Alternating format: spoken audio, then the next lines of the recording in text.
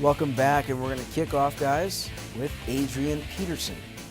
Got his appeal denied and is now taking his actions to the courtroom, saying this is not right. If you have a guy like Ray Rice who's allowed to be reinstated, why can't I? He's also got proof of a conversation that he recorded between him and a couple executives saying, you know what, you'll be suspended 2 games, 4 games max, but you know what, you serve your time, you admit guilt, you'll be fine, you'll be back in the league. Now he's taking this to court and potentially saying he might retire and go in as a sprinter in the Olympics. So guys, where does Adrian Peterson, in terms of his career, lie at this point? Oh, it doesn't look good right now. And it's unfortunate it's in a courtroom, and it's a matter of the lawyers dealing with what they have to do with the NFL. It did sound like at first that he was going to come back, and now I'm not too sure what happened behind closed doors, but it looks like it's a long shot at best that he'll be back this season and even for next season. So he might be looking to walk away from the game, which is sad because when he was playing and he was the top of his game, there was no one better. Do you think he'll be back next season in an NFL uniform or NFL team somewhere? You'd like to hope, but it is tough to say now with all this changing on him, right? And him threatening to retire and go to the Olympics and stuff. I don't really see the NFL letting him walk away because, like Greg said, when he was at the top of his game, he was one of the best running backs, if not the best running back. And he's a poster boy for the NFL, in my opinion, right? He kind of, if Minnesota's playing, it's like, oh, Adrian Peterson, let's watch that game. But who knows what happened behind closed doors. If he does have a future, it's looking bleak, but hopefully he can somehow get back. I still feel that he has enough in him, enough gas in the tank to actually compete, not just for 1 season, but let's say 3 seasons, maybe 4 seasons in the NFL. He's still a serviceable back, and there are tons of teams out there that want him. I don't see him going to Minnesota, but I do see him back in the NFL. Well, how about this? Speaking of the NFL, you look at Ray Rice being reinstated via appeal. Peterson is not.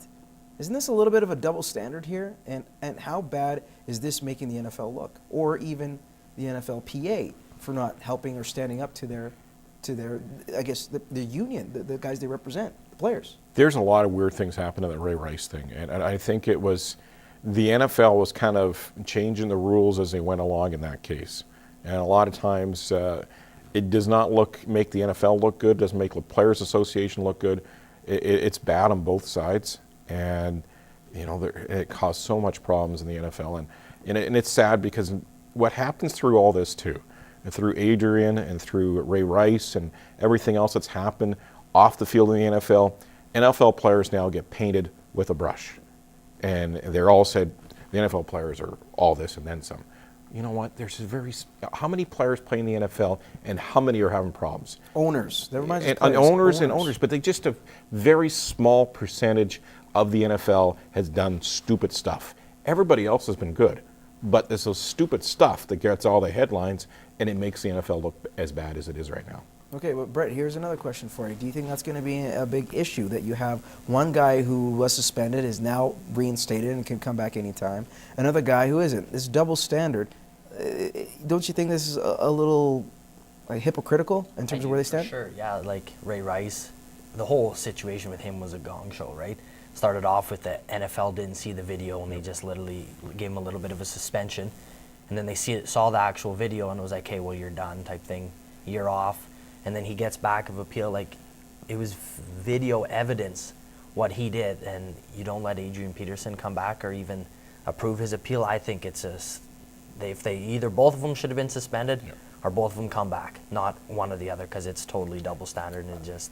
You got to set a rule in place. You got to set a rule in place for either one of these. Yeah. We understand. I do want to get to this very quickly. The Toronto Maple Leafs, they seem to have a standard for excellence. It's hard to believe right now. You're talking the Leafs? Well, right now. Serious? Right now. You said excellence in Leafs in one sentence? 8-1-1 in their last 10. You can't argue with them. They are the hottest team in the NHL right now. Yeah. Whether you like them or not, they are. So let's face it, Greg. I know you're not a big fan. But nevertheless, here's my question for you. Is this actually something that we're starting to see, you know what, this Leafs team is actually good, and then they could actually be legitimate contenders for the playoffs? Or is it just a mirage? We'll see tonight. Play against a team called the Ducks. Best team in the National Hockey League overall. They've won 7 straight, and they play in TO tonight. So we'll see where the Leafs stack up against the best team right now. A big, physical team that can skate. I'm talking the Ducks. Can the Leafs answer back? And that's the thing. Hey, you know, I'm a Leaf basher. I understand that, but they do so many things that are not good in both ends of their rink. But at the same time, they have some young kids that have stepped up. You know, I'm not talking Phaneuf. Phaneuf is whatever. But there's a lot of good, strong, young defensemen in their back end. Their third and fourth line has been And they're sensational. starting to listen to Randy Carlyle, Yeah. it seems. Yeah. So, like, do you see them as actually being a contender for the playoffs? They're in a wild card spot right now. It's tough to say, really. Like, they are buying in and they are playing phenomenal hockey, but who knows if this is just a couple weeks to 3 weeks. Who knows what's going to actually happen. The big test will be tonight, and I could see them maybe skating with the Ducks. I don't know, it's tough to say, but I don't think it's for the long haul. They'll fall off near the end of the season. And you have to look at the rest of the Eastern Conference for them to get in. They have to be top 8. There's some teams that have been faltering. So this could be an opportunity. Philadelphia was faltering. They're starting to get things back together. Boston has had its good nights, and it's had its share of bad nights too. So, and the Rangers are out west, and they're tearing it up. They got 2 wins at Vancouver and Edmonton. So we'll see. The Eastern Conference is going to be a strange thing when it comes down right to the meat and potatoes of the season, and who's going to be where, and who's going to be in the playoffs, and who's not going to be. We can tell where we're going to be in a commercial break, because when we return, we're going to have Over Under coming up next.